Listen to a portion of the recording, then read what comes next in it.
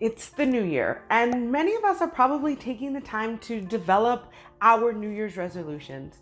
And for some of us watching this video, one of these New Year's resolutions may be going back to school and getting your advanced degree. But maybe real life has happened. You've graduated years ago, you can't remember the last book you read, let alone the last paper you wrote. You might have been incarcerated or maybe started a family and you just don't feel like you can go and get this degree. Or you're sitting here watching this video and you can't help but hear a voice in the back of your head tell you it's too late for you to go to grad school. Well, I'm here to tell you it's not. And here are some reasons why. But first things first, grad school is an academic institution. It has existed for hundreds of years and will exist for 100 more.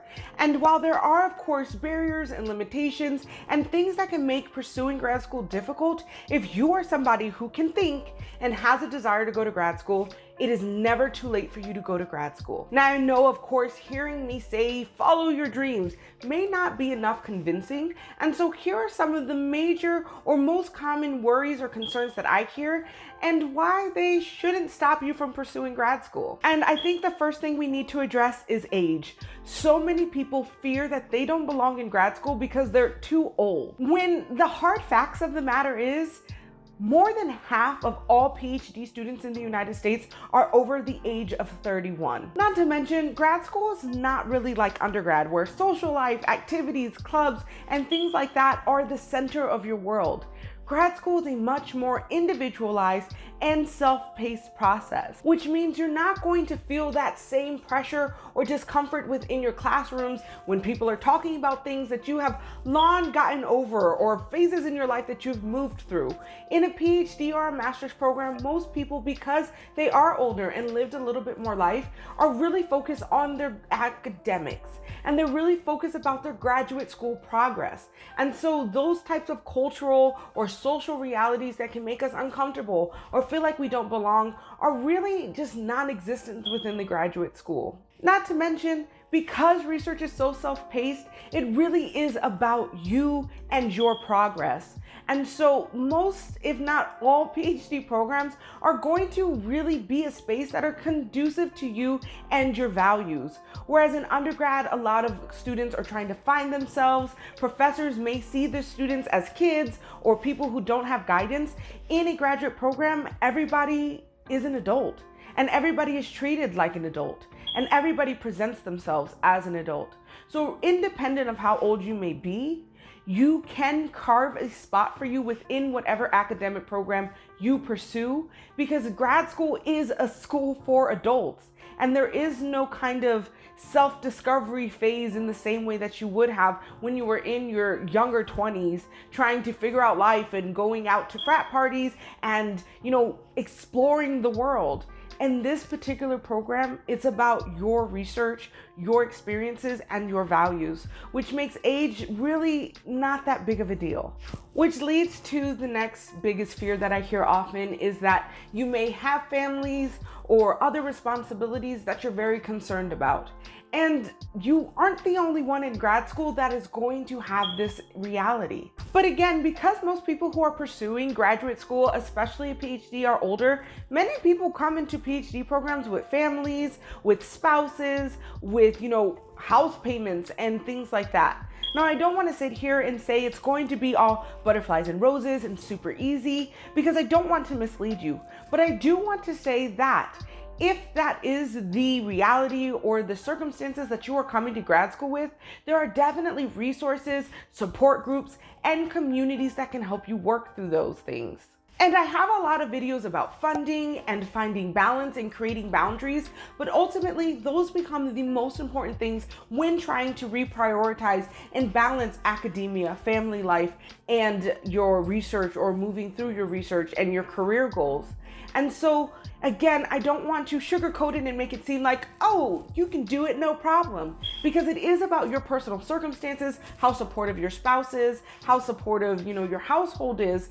But if it is your dream, there are people on campus, resources, other graduate students with families, maybe even other YouTube channels that have created systems and networks and communities to help pave a way for people who do have this lifestyle and want to still become a PhD or get their master's at a different point of their life. And then the next thing that keeps people from pursuing their PhD dreams is that they have this subconscious fear that they're just not smart enough, or they're not, good enough, or just enough in general to pursue a graduate degree. And if we're being honest, academia is a system.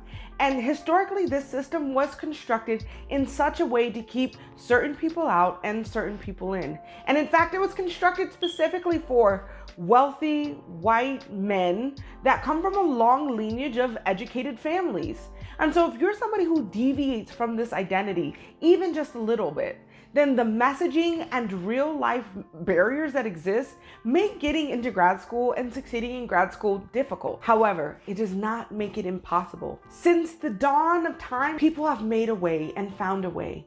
And again, I don't want to sugarcoat it and say that it's going to be roses and daisies, but if you feel like grad school is something that is going to fulfill you and make you feel accomplished, I guarantee you can do it.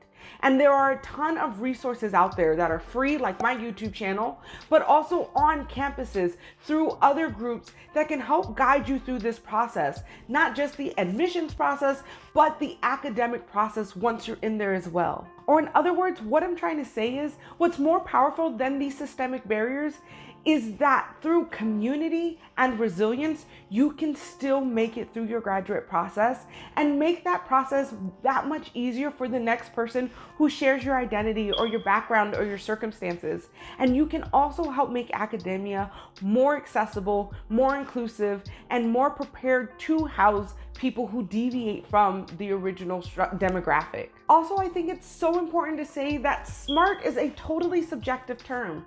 And really, grad school is not about being smart or not smart, but rather about learning specific skills. In undergrad, you were learning how academia works, how to analyze and synthesize.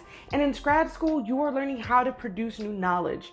So it's not about being smart or not smart, but rather applying different skill sets, different approaches to learning to develop a different type of goal. So as you are going through the process of becoming a graduate student, you will gain and practice the skills that will make you smart or make you feel smart. And that is so important because nobody goes into grad school knowing everything. And honestly, nobody really goes into grad school all that smart. As you get trained as an academic, you learn how to talk, how to write, and how to think like a PhD. Versus thinking and writing and talking like a PhD, you get into grad school, you are learning those skills as you go. So while it can feel daunting and you may feel like you're not prepared or you don't know enough, through the process of taking classes, practicing writing papers, and also networking, getting to know other people, you will see that you are not only smart enough, but you also deserve to be in this space because it is your dream. So if you made it to this point of the video and you still feel a tug in your heart towards grad school, then I think it's probably for you. And while it can feel intimidating and overwhelming, or you still may have your doubts, I want you to really know that grad school is not an all or nothing, but rather a process. And it's about navigating the system. When it comes down to it, what is most important is that you feel successful and you feel fulfilled in this upcoming year. And if you're interested in learning more about the grad school system, ways to apply and get into grad school, or just grad life more generally, I would subscribe to this channel, and you should check out my past playlist on grad admissions and grad school frequently asked questions. If you found this video at least a little helpful, leave a thumbs up so YouTube can help distribute it to others who may need this video. And as always, if you have any questions or concerns, leave them in the comments down below. Your support and engagement helps a small YouTuber like me continue to grow. So thank you so much for watching, and I hope to see you next week.